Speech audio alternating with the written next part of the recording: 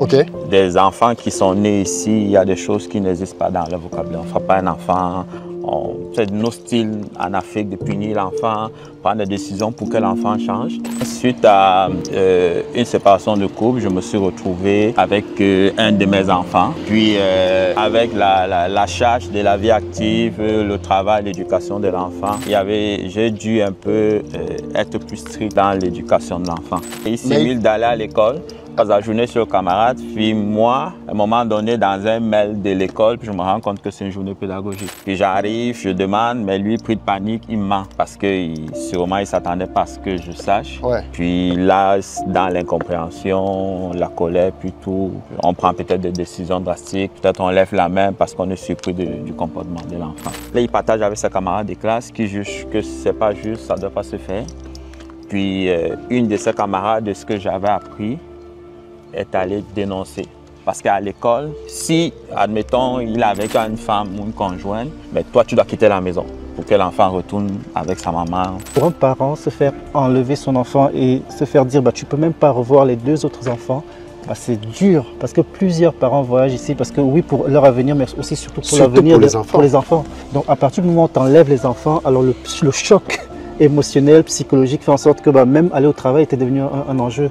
Donc il faut déjà être conscient que lorsqu'on arrive ici, l'enfant appartient à la République et la République donne le cadre selon lequel cet enfant-là doit être éduqué. Les amis, aujourd'hui on va parler d'un sujet tabou de l'immigration canadienne, le retrait des enfants à leurs parents. Oui, ça c'est un sujet qui est extrêmement difficile et dont on parle très peu. Mais il faut savoir que quand on vient au Canada et qu'on est notamment d'origine africaine, la culture et les lois au Canada sont très différentes en termes d'éducation des enfants. Et beaucoup de familles africaines se retrouvent ici à perdre leurs enfants, à perdre l'autorité et la garde de leurs enfants à cause d'actes qu'ils ont pu poser sur les enfants ou même entre eux simplement parents. Et j'ai voulu ramener ça devant vous pour en parler parce que c'est un vrai sujet, pour que les uns et les autres soient sensibilisés par rapport à ce qui se passe vraiment au Canada. Et je suis très content parce qu'on va avoir aujourd'hui à la fois une personne, Emmanuel, qui viendra témoigner de comment il s'est retrouvé à perdre son garçon. Et à la suite d'Emmanuel, nous allons avoir un professionnel qui va nous expliquer comment fonctionne le système au Canada, qu'est-ce que les parents doivent savoir, mais surtout quels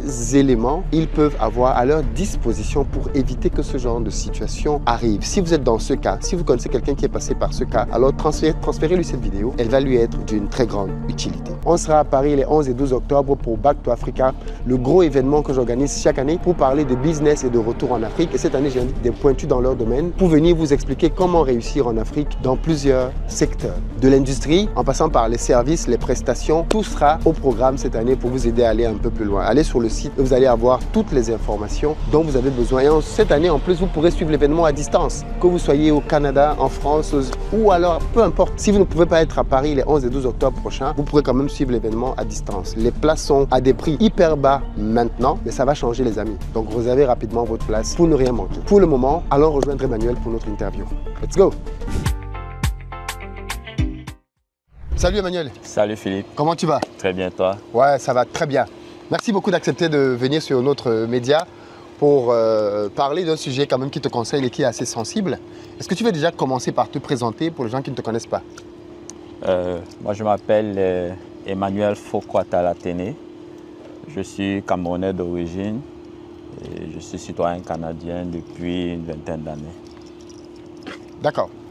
Alors, il se trouve que tu as été victime, on va dire ça comme ça, d'une situation assez particulière et qui va nous permettre de mettre en évidence un certain nombre de choses que les migrants doivent connaître quand ils viennent au Canada, parce que c'est vraiment un pays qui est très différent de ce que nous avons comme repère en termes d'éducation et de culture en Afrique. Tu confirmes? Oui. Alors, dans ton cas d'espèce, tu as été victime de, on appelle ça quoi? Un éloignement de ton...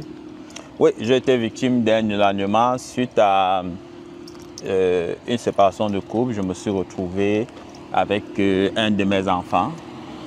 Puis, avec la charge de la vie active, le travail, l'éducation de l'enfant, j'ai dû un peu être plus strict dans l'éducation de l'enfant. Pourquoi tu as eu besoin d'être plus strict? Tu avais l'impression qu'il devenait laxiste dans ses études? Qu'est-ce qui s'est passé? Oui, avec peut-être aussi le début de puberté, les jeunes veulent s'affirmer plus tôt. Ouais. Il avait, je pense qu'il avait un peu d'autonomie. Et c'est peut-être quelque chose qui ne fitait pas avec ma culture. Avec le temps, j'ai fini par comprendre qu'il prenait un peu de l'avant dans certaines choses que j'avais un peu de la misère à accepter. Je donnais des ordres, mais il faisait...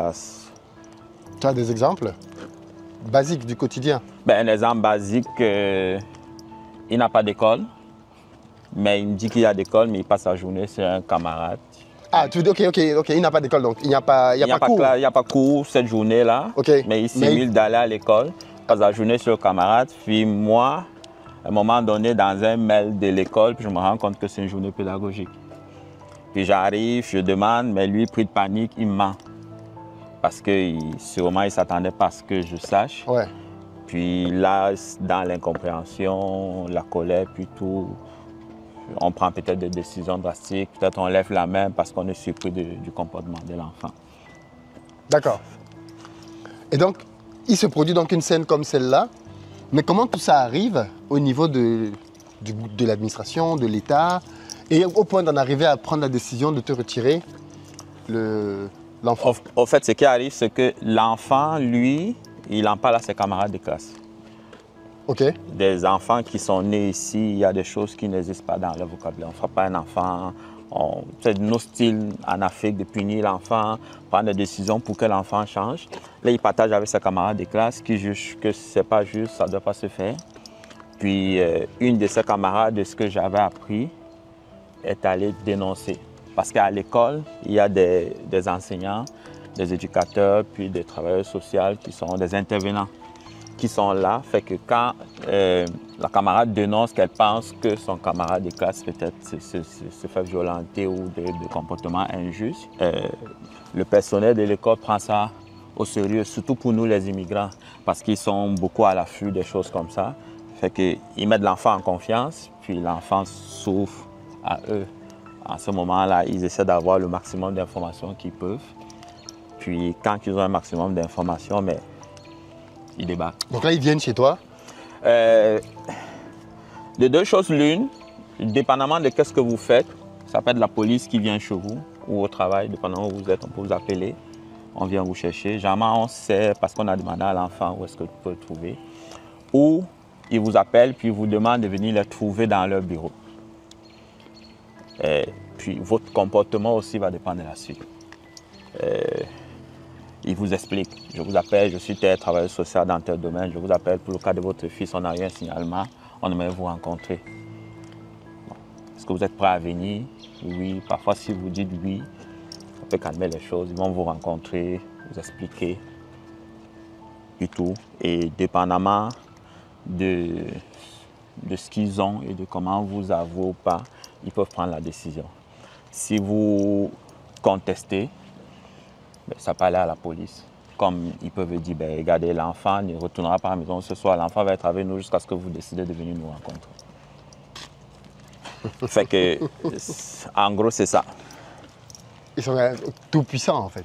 Oui, le système est puissant, c'est la protection de l'enfance, puis c'est quand même assez puissant, ils ont les outils, ils ont tout pour... Je ne connais pas nécessairement les paramètres sur lesquels ils se basent pour prendre la décision, mais si vous rentrez dans certains critères, c'est sûr qu'ils enlèvent l'enfant. Alors, ça veut dire quoi enlever l'enfant? Ils te le prennent, ils le mettent où? Avec qui? Ils ont des... qu'est-ce qu'on appelle? Ils ont des familles d'accueil. Oh. Vous pouvez vous constituer comme famille d'accueil, il va y avoir une enquête de sécurité, puis tout. Puis à tout moment, quand il y a une urgence, on vous appelle si vous êtes disponible, vous prenez l'enfant. Ça se passe, c'est comme des pompiers, ça fonctionne tout le temps, de jour comme de nuit. Ces gens-là sont listés, ils ont la liste des personnes par secteur. Il y a toujours des personnes prêtes pour ça. Donc du jour au lendemain, tu t'es retrouvé, on est venu, on a pris ton fils, et dès le même jour, il dormait chez quelqu'un d'autre? C'est ça, dans la même journée, il ne peut pas retourner à la maison. Mon cas, c'est parce que j'étais seul avec lui. Si, admettons, il est avec une femme ou une conjointe et que la conjointe ne fait pas partie, s'il trouve que la conjointe ne fait pas partie de l'intégration, ils vont rencontrer aussi la conjointe. Puis s'ils n'ont pas de doute, mais toi, tu dois quitter la maison pour que l'enfant retourne avec sa maman. C'est juste pour protéger. Si la conjointe est conjointe ou si la conjointe fait fait partie du problème. On vous le retire à tous les deux. C'est ça. Pour mon cas spécifiquement, ça avait bien été. Moi, j'ai bien réagi. Je travaillais, j'ai dit que je finissais au travail dans 2 heures. Et je suis allé rencontrer le monsieur. On a discuté, il m'a expliqué le problème. Puis, moi, ça a été un choc parce que je tombais de nuit. Et vivre le stress, le travail, puis tout. Puis qu'il fallait trouver un moyen de s'ajuster. Mais moi, j'ai expliqué exactement qu'est-ce qui s'était passé et pourquoi j'avais réagi. Le monsieur m'a dit qu'il était père de famille, puis qu'il comprenait. Mais il m'a aussi dit, bien qu'il comprenne, les idées derrière mon comportement, ces comportements-là sont proscrits. Fait que, on a discuté, il m'a dit que jusqu'à ce qu'on voit clair, jusqu'à ce qu'on ait un certain contour, qu'on se rassure que ça ne va pas se reproduire, que l'enfant en sécurité ne pouvait pas retourner. Et je me suis opposé. J'ai dit, ben, moi j'ai de la famille, j'ai des frères, j'ai des amis, des connaissances, puis tout. Moi, je préférais que l'enfant aille chez les membres de famille. Et effectivement, vu qu'ils avaient mis l'enfant en confiance, ils avaient déjà toutes ces informations. Là, ils m'ont dit, vous parlez de qui? Genre, vous parlez de Philippe, vous parlez d'autres frères Philippe, d'autres frères. Fait que j'ai dit oui, puis moi, ils m'ont dit oui, est-ce que vous pensez qu'eux, ils seraient d'accord? J'ai dit, je pense, mais j'en ai pas parlé avec eux parce que je ne savais pas. Puis, ils m'ont dit, bon, on va parler avec lui aussi si lui, il est à l'aise à aller là-bas. Puis, ils m'ont dit, vous êtes bien conscient que s'il va là-bas, que ce soit votre frère ou votre soeur, vous n'aurez plus accès. Parce que s'il va chez ton frère, toi, tu n'as plus le droit d'aller chez ton frère. Eh ben... Fait qu'au final, eux, ils ont échangé avec l'enfant. Puis l'enfant a préféré aussi pour le cadre scolaire aller chez un ami qui était proche de notre lieu de résidence. Donc la famille de cet ami-là a accepté? La famille de mon ami a accepté de recevoir l'enfant. Mais l'enfant a dit qu'il préférait aller dans cette famille-là. Puis eux, en étudiant, voyant que c'était proche de l'école, puis tout, ils ont communiqué avec la famille. La famille a été d'accord. Ils sont allés sur place. Ils font l'instruction, ils rentrent chez vous. Allez voir si c'était un cadre paisible aussi, que eux ils jugent sécuritaire ou confortable pour l'enfant. Puis ils l'ont laissé là. Pour cette nuit-là. Puis le lendemain, ils sont venus rencontrer, donner des instructions, puis tout. J'ai pas le droit d'aller. J'ai pas le droit de rentrer en contact avec l'enfant. Pas non plus de trucs qu'eux devaient respecter jusqu'à ce que le dossier soit clos, qu'il y ait une évolution. Moi aussi, j'ai eu des... Je suis obligé de signer des engagements, de ne pas rentrer en contact avec mon ami, avec l'enfant, avec l'école, des choses comme ça. Et qu'en est-il de cette situation? Ça a évolué? C'est toujours en cours? Ben, la situation a évolué. Il y a eu des enquêtes, on a eu des rencontres, il y a eu beaucoup de choses. Puis le dossier a été clos. Bien que dans le dossier, même si le dossier a été clos, parce que pour eux, oui, la raison pouvait être fondée plus tout, mais il y a aussi une nécessité d'apprendre certaines façons de faire de la société. En ce moment-là, ils vous envoient dans les services sociaux faire des formations pour vous apprendre un peu le code de la société, des choses à faire, des choses à ne pas faire. Puis à la fin, dépendamment aussi, ça peut prendre 1 semaine, 2 jours, 3, dépendamment de la disponibilité du personnel. Dans ce cas-là, ça a duré 3 mois. Et à la fin, ben, ils vous donnent accès supervisé. L'accès supervisé, c'est que quand les dossiers évoluent, vous faites des rencontres, puis il y a des rapports qui disent ben, tout est correct pour lui. Nous, on trouve que c'est correct, on trouve peut-être que c'est arrivé suite à la pression de la vie, à beaucoup d'autres choses où ben, ils voient vraiment si vous faites votre meilleur coup pas, si vous reconnaissez, si... Fait qu'après ça, ils vous rencontrent avec l'enfant, peut-être dans un parc, dans un milieu neutre. Ils voient votre réaction, comment vous... Ils vous font comme un retour progressif. Vous rencontrez l'enfant 1 heure, une autre fois 1 heure, une autre fois 2 heures, une autre fois on vous donne un temps, un bloc de 4 heures peut-être. C'est bien pensé, qu'est-ce que vous ferez si on vous le donne pour 2 heures ou pour 3 heures, fait que j'irai jouer au parc avec, j'irai manger au resto, on irait prendre une marche. C'est sûr qu'après ça, il rencontre l'enfant pour savoir qu'est-ce qui s'est passé aussi. S'il y a eu de l'intimidation ou des menaces ou Fait que quand ils vont aller compiler toutes les informations qu'ils obtiennent, c'est à la suite de ça qu'ils vont prendre une décision de dire, bon, ok, on trouve qu'il n'y a pas de danger. Aussi avec le comportement de l'enfant, est-ce que l'enfant, sa maison le manque, est-ce qu'il aimerait rentrer, est-ce qu'il se sent à l'aise? Parce que même si tout est correct puis que l'enfant n'est pas à l'aise, ça se peut qu'il ne revienne pas. C'est vraiment du cas par cas. D'accord. Dans ton cas d'espèce, l'enfant est revenu? Oui, dans mon cas d'espèce, l'enfant est revenu, mais j'ai dû suivre des formations sur le comportement. Il donne des formations un peu générales, comportement agressif, comment contrôler son agressivité, puis comment aborder les enfants dans certaines choses, des trucs comme ça. Il avait quel âge quand ça s'est produit? Il avait 16 ans. 16 ans. Ok. Et est-ce que tu as l'impression que suite à cet épisode-là, ta relation avec l'enfant a changé? Dans un sens comme dans l'autre. Hein? Est-ce que vous avez une meilleure relation ou alors tu penses que ça a détérioré les choses? La relation a changé. C'est sûr que pour nous les immigrants, on se trouve un peu comme avec le fusil sur la tempe. Mais on est obligé de se soumettre. Mais avec le temps, avec les années, aujourd'hui, ça fait 6-7 ans, on se rend compte que peut-être c'est une bonne chose. Peut-être ça aurait pu aller de pire en pire si on était resté dans ce lancé-là. Oui, la relation a changé d'un bon côté parce que ça a permis d'avoir une certaine ouverture, de comprendre la société, de laisser aller certaines choses. Parce que, je veux dire, quand c'est arrivé, sauf pourquoi je l'ai reproché, mais ça s'est réglé tout seul. Je ne sais pas si ça se serait réglé si il n'y avait pas eu signalement, quoi. Oui, je pense que la relation change.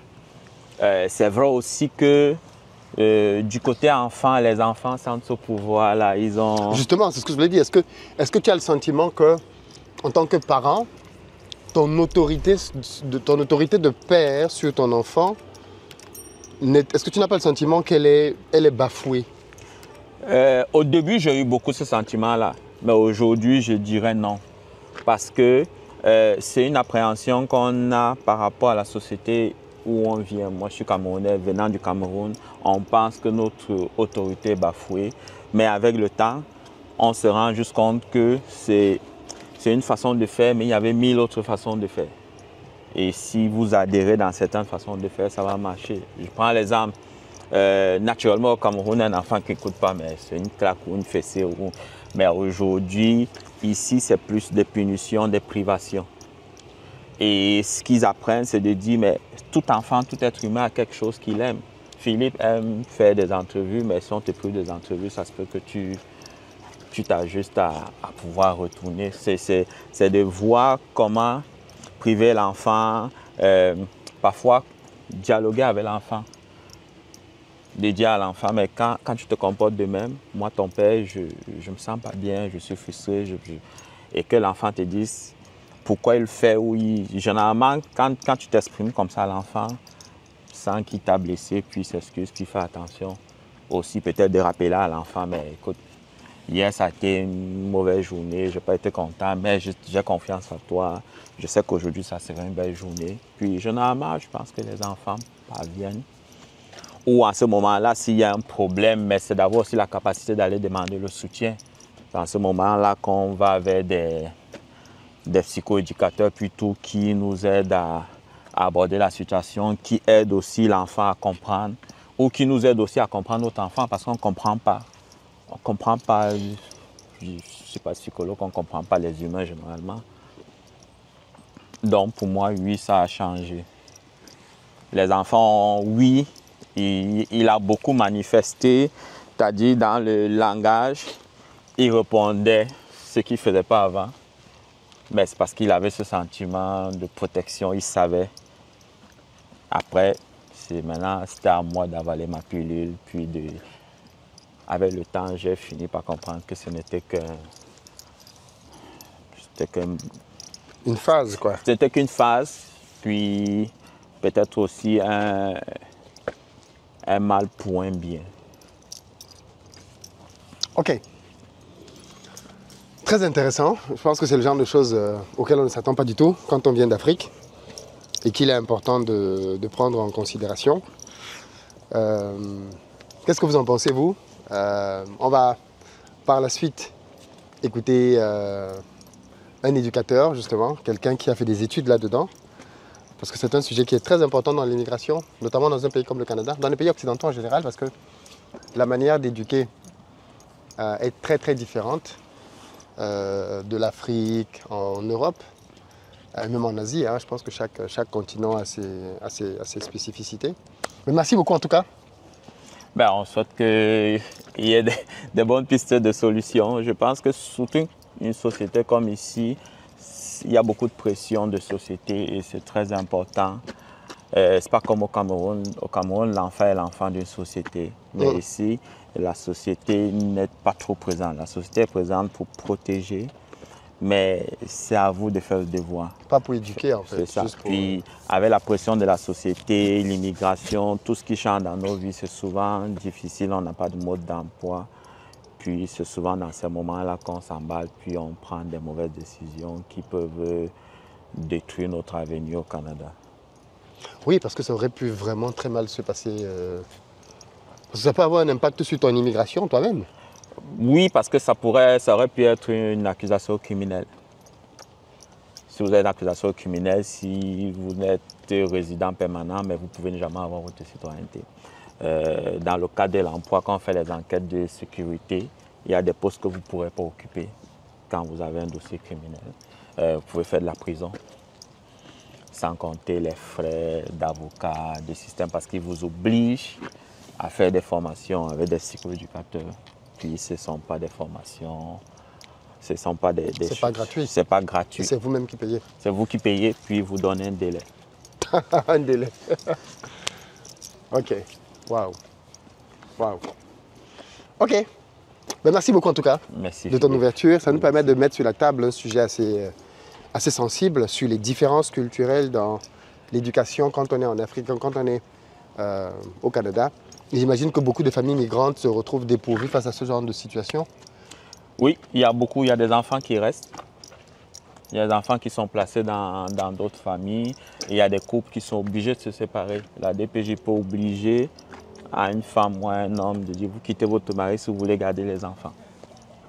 Fait que là, vous demandez à quelqu'un de faire un choix de cœur pour les enfants. C'est vraiment lourd de conséquences. Surtout, moi, de mon point de vue, il n'y a personne dans le système jusqu'à date qui leur amène notre approche, qui leur dit où on vient pour savoir comment nous traiter. Nous, ils nous traitent comme si on était ici, comme si nul n'est censé ignorer la loi. Et c'est souvent là qu'il y a le clash, quoi. Fait que c'est vraiment des gros sujets. Puis je pense que c'est très important que la communauté sache, que la communauté s'informe. Sinon, on n'est qu'au début des... Ouais. Eh ben, ok. Merci beaucoup. Merci Philippe, merci à toi. Salut Yannick. Salut Philippe. Comment tu vas? Très bien et toi? Ouais, ça va très bien. Merci beaucoup de nous rejoindre pour la deuxième partie de cette émission. Ouais, Est-ce que tu peux juste te présenter pour les gens qui ne te connaissent pas? Oui.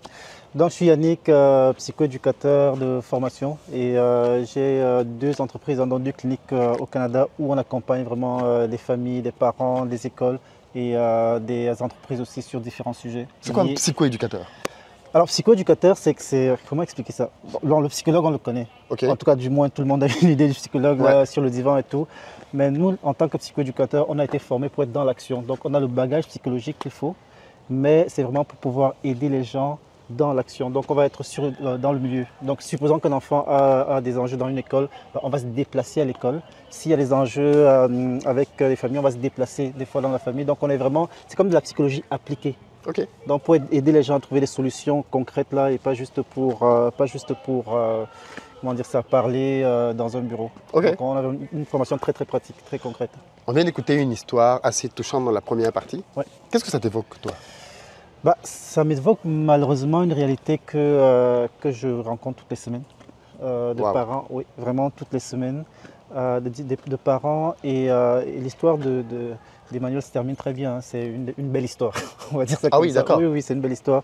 C'est une belle histoire parce que quand je rencontre Emmanuel au début, quand il parlait d'impact tout à l'heure, parce que pour un parent, se faire enlever son enfant et se faire dire tu ne peux même pas revoir les deux autres enfants, c'est dur.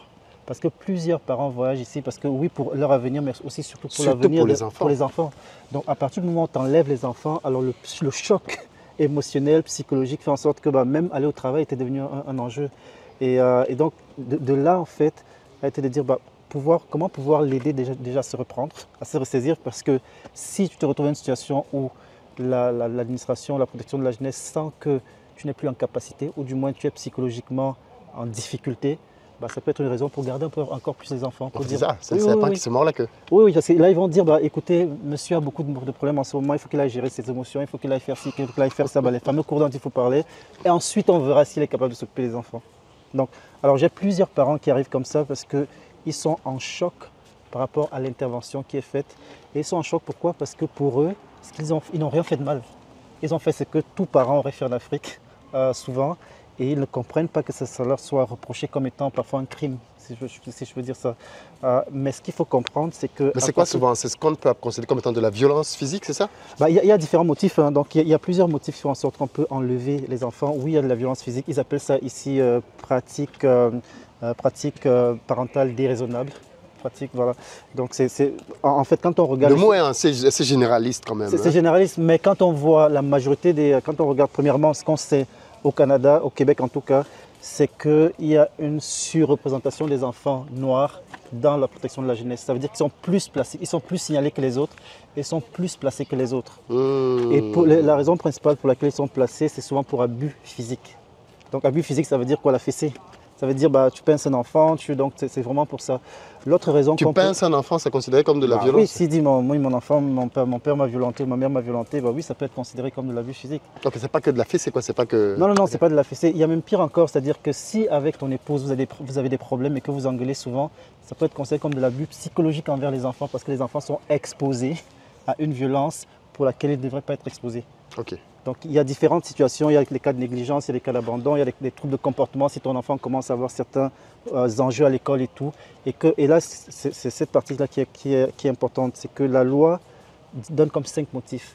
Alors s'il y a un des motifs qu'il juge que oui, ça s'avère, comme de la fessée par exemple, et qu'en plus le parent ne fait rien pour corriger la situation, c'est là qu'ils vont intervenir pour prendre l'enfant. Mais le parent ne fait rien, ça veut dire que le parent reconnaît qu'il y a eu un problème. Et l'enjeu qu'on a souvent, c'est que la majorité des parents ne reconnaissent pas qu'il y a eu un problème parce que pour eux, je fais ce qu'on m'a appris à faire. C'est ce que nous faisons depuis des années, donc je ne comprends pas ce que vous me racontez.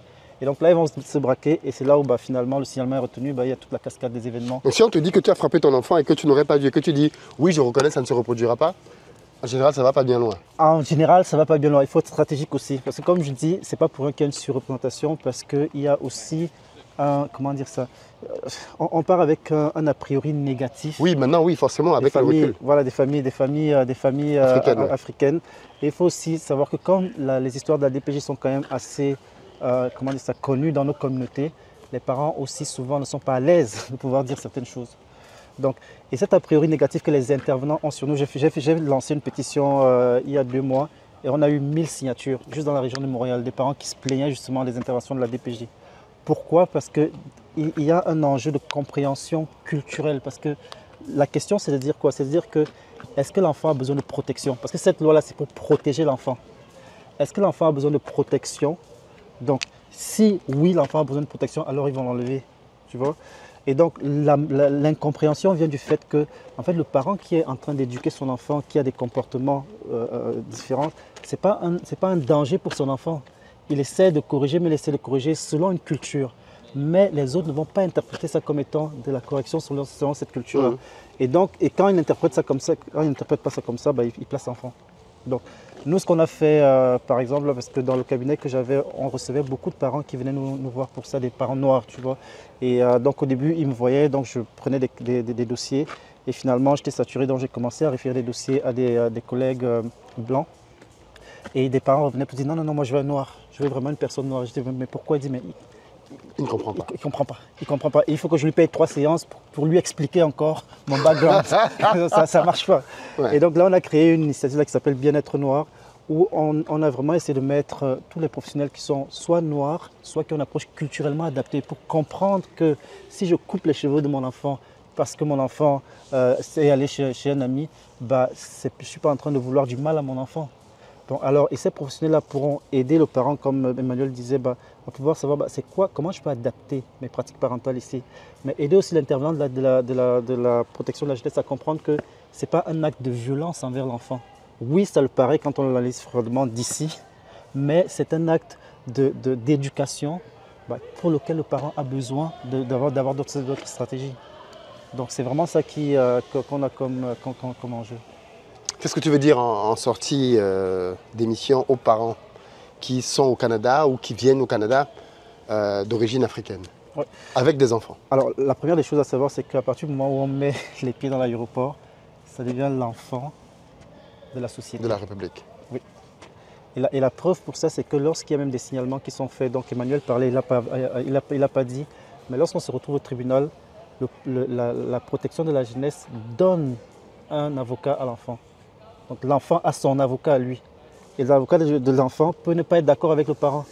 Donc il faut déjà être conscient que lorsqu'on arrive ici, l'enfant appartient à la République et la République donne le cadre selon lequel cet enfant-là doit être éduqué. Alors on peut être d'accord ou pas, donc ça nous appartient, mais il faut savoir qu'il y a ces éléments à surveiller pour qu'on soit capable de pouvoir garder nos enfants premièrement et de pouvoir les éduquer. Donc ça demande aux parents une gymnastique importante parce que Emmanuel parlait par exemple de dialoguer avec les enfants. Plusieurs parents n'ont jamais dialogué avec leurs enfants. Pour des sujets, quand je dis dialoguer, c'est-à-dire d'échanger, que l'enfant donne un avis contraire et puis de continuer, de pousser, et puis peut-être de dire à l'enfant, bah oui, tu as raison. C'est pas dans la culture ça. C'est-à-dire, c'est ça, je te dis. Donc ça demande aux parents un changement de mindset, un ajustement sur comment je vais éduquer mes enfants ici. Si je ne peux plus utiliser la fessée, qu'est-ce que je peux utiliser comme moyen autre, alternatif que je peux avoir? Donc, il y a vraiment toute cette partie. Et l'autre chose que je donne aux parents qui sont confrontés à la protection de la jeunesse, c'est qu'il faut se faire accompagner. Pourquoi? Chaque parent qui fait, comme Emmanuel, qui fait face à la DPJ, a le droit d'être accompagné par qui il veut pendant les interventions. Donc, si je ne connais pas la loi, et que je ne connais pas non plus comment le système fonctionne, ça se peut que je fasse des erreurs en voulant peut-être dire non, ça je ne vais pas le dire. Ou bien telle chose, je vais le dire. Il y a des parents qui m'ont dit moi j'ai tout déballé et puis là ça retourné bien sûr contre moi. Donc il faut vraiment avoir un professionnel qui va te guider pour dire ok, fais ça, fais ça, fais ça. Et des fois, moi j'ai eu des dossiers que j'ai pu fermer en une semaine, en quelques jours. On a dit ok, on comprend, c'est pas un besoin de protection. C'est un besoin de service, c'est-à-dire que les parents ont besoin de trouver des professionnels, des gens qui vont pouvoir les accompagner pour pouvoir mieux encadrer leur enfant. Donc ça, il ne faut pas avoir peur de pouvoir approcher un professionnel. Oui, ça coûte de l'argent. Et en plus, quand tu es un professionnel, oui, le gars en face, il peut pas non plus. Il se calme. Il se calme parce que et même le professionnel, tu vois, il y a 2 semaines, moi j'ai dû rappeler à une intervenante parce qu'il faut quand même avouer que les intervenants certaines intervenants de la DPJ, il y a du racisme, tu vois. Et donc, elles vont déjà partir de haut, comme si elles veulent nous apprendre à éduquer nos enfants, tu vois. Et même moi, quand j'arrive comme professionnel noir, je vois qu'elles me prennent aussi du haut parce que moi, je travaille avec un organisme communautaire, donc ils se disent que il n'est pas. Donc, j'ai dû rappeler à une intervenante, attention, je suis docteur, donc je connais le développement de l'enfant, je connais les donc et ça replace, c'est vraiment un jeu de pouvoir, ça replace le pouvoir et tout de suite, le ton de l'intervenante change, sa façon d'aborder les choses change et elle comprend que et ça c'est l'autre chose, c'est que l'évaluation qu'elle va faire, parce que pour justifier que les enfants soient enlevés, il faut qu'elle fasse une évaluation. Moi, je peux challenger son évaluation. Dire, là, je ne suis pas d'accord, madame, pourquoi vous avez mis telle chose? Ça, vous n'avez pas bien analysé. Ça, c'est... Et donc, ça aussi, on peut avoir une possibilité de challenger les évaluations qui sont faites. En fait, ce que tu veux dire, c'est que quand il y a un signalement, il ne faut pas que le parent y aille seul. Non. Il faut éviter d'y aller seul, en fait. Il faut éviter d'y aller seul. Pourquoi il faut éviter d'y aller seul? Premièrement, parce que c'est quelque chose qui est émotionnel. Oui. Et quand c'est quelque chose qui nous touche émotionnellement, ça se peut qu'on déborde un peu. Ça me rappelle comme quand tu vas, en fait, en gros, ouais, c'est un peu comme quand on voit dans les films, tout ce que vous direz pourrait être retenu contre vous. tout ce que vous vaudrait mieux être accompagné de, pas de ton avocat, quoique pour le aussi, ils ont besoin d'avocats souvent. En fait, quand ils ne sont pas d'accord avec la vision de la DPJ, qu'est-ce qui se passe? C'est qu'on met des avocats dans le dossier. Et là, c'est le parent qui doit payer l'avocat de ses poches. Et ça coûte très cher. Tu vois. Et je vais dire, c'est pas juste tout ce que vous direz, mais c'est aussi tous les comportements que vous aurez. Donc, quand on te parle, tu es fâché, ils vont dire, ok, monsieur, il a dit tout à l'heure qu'il a dû suivre des formations par rapport aux enjeux d'agressivité. C'est pas un homme agressif à la base, mais il a été interprété, ses gestes, ses actions ont été interprétés comme quelqu'un qui vit de la colère. Et souvent, chez les hommes, on va dire, va faire une session en gestion de colère. Ouais, j'ai plein de gens qui viennent me voir comme ça, je dis, bon, ok, on va en faire une, mais c'était pas nécessaire.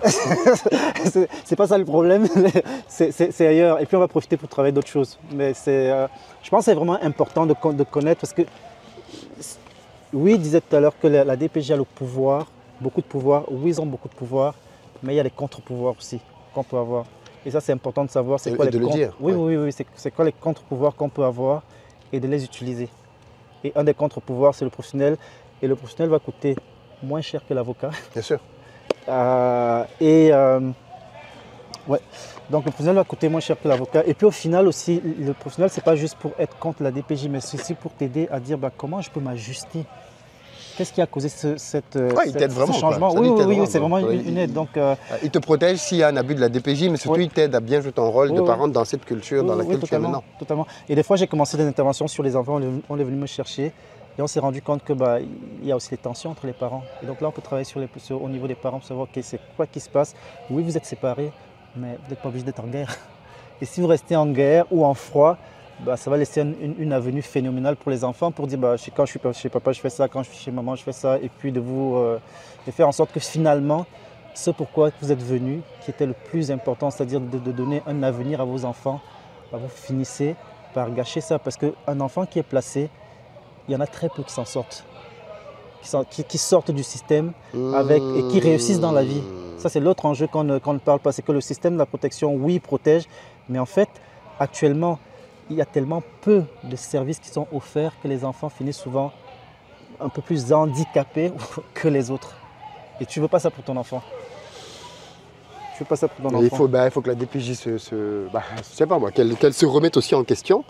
Par rapport aux méthodes et aux outils. Parce que si tu décides que tu vas te substituer aux parents et que tu sais mieux que les parents comment éduquer les enfants, il faut qu'à la fin, le résultat que tu donnes soit à la hauteur. Soit à la hauteur. Ça, c'est le combat qu'on mène actuellement. Là. Je disais qu'on a fait une pétition où on a récolté 1000 signatures et suite à ça, là, on a demandé une rencontre avec le ministre des Santé et Services Sociaux qui nous a rencontrés. Et lui, son discours, c'était de dire quels sont les services que vous pouvez mettre en place pour les parents? Moi, j'ai dit non, ce n'est pas juste les parents. Les intervenants qui viennent travailler avec les parents doivent avoir une approche culturellement adaptée. Donc, ils doivent savoir. Je prends un exemple très simple. Moi, j'ai travaillé à la DPJ, pour l'évaluation des capacités parentales et du développement des enfants de 0,5 ans. Et mes collègues, ils arrivent dans des familles et puis ils disent j'ai remarqué que cet enfant-là n'a pas un bon lien avec son parent. Je dis oui, comment ça? Parce qu'il n'y avait pas de contact visuel quand ils se parlaient. Mais chez nous, tu me regardes le parent en face et c'est un défi. Bien sûr. Là, je lui ai expliqué que non, mais madame, malheureusement, votre analyse de ce que vous avez observé est fausse. Ça, c'est un signe de respect. Donc, il y a des formations à faire au niveau des intervenants. Et nous, on se bat.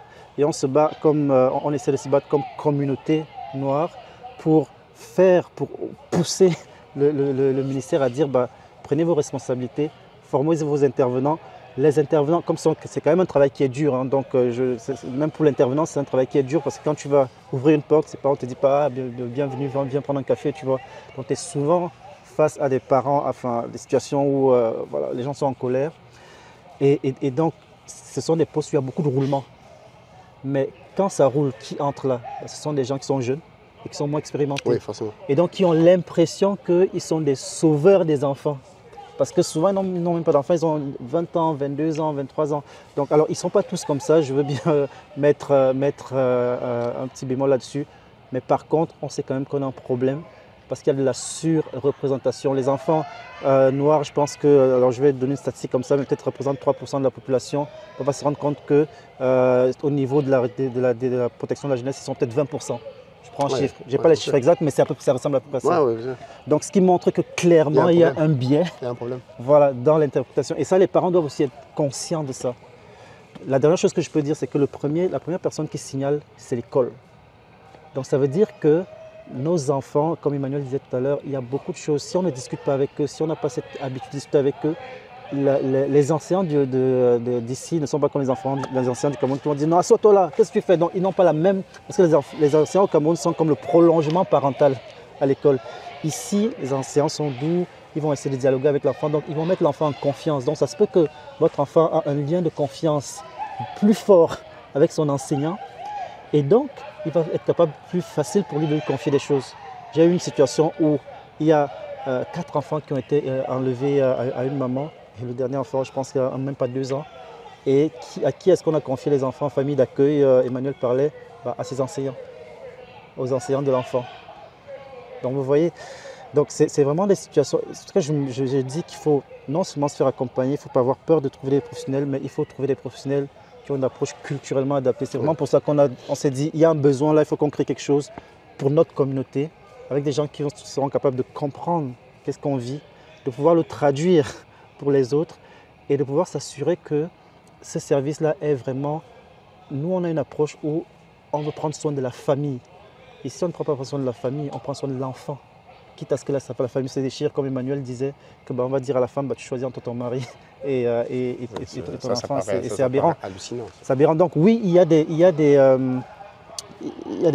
critiques qu'on pourrait faire par rapport à ce système-là, et des critiques qui sont justes, mais on n'est pas maître des lois. Donc les lois qui sont là, il faut qu'on vive avec, en attendant qu'on puisse pousser pour que le système change et s'améliore. Merci beaucoup. Ça fait plaisir. Merci beaucoup. Les amis, j'espère que c'est beaucoup plus clair pour vous maintenant sur ce qui peut arriver, mais surtout ce qu'il faut faire. Faites-vous accompagner dans tous les cas. Ciao.